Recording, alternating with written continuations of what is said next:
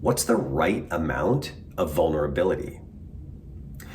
Now, leadership isn't a poker game, but knowing when to show your hand really matters. And most leaders agree that vulnerability can be a very powerful bonding agent. It makes you more relatable and can build strong connections. But what's the right amount of vulnerability? This exact question was asked at a recent Accelerated Leader Program session, and the intentional use of vulnerability is important.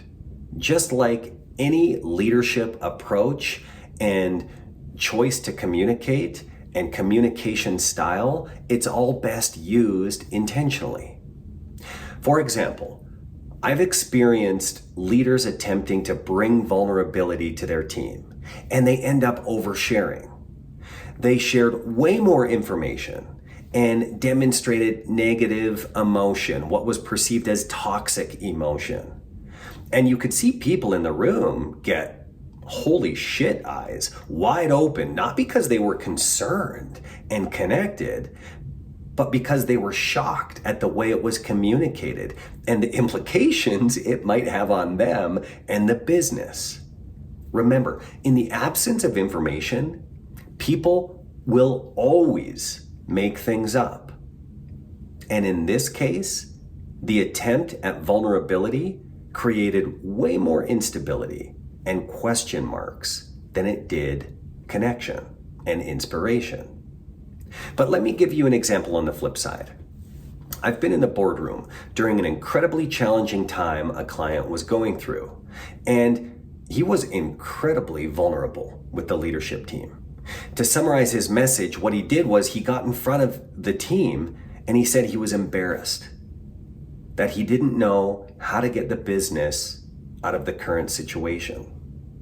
That in his whole life, he succeeded because he knew exactly what to do and he made things happen. He apologized to the team and was embarrassed that he couldn't do it in this situation. Now, what he said next was most important, because he said, here's the thing.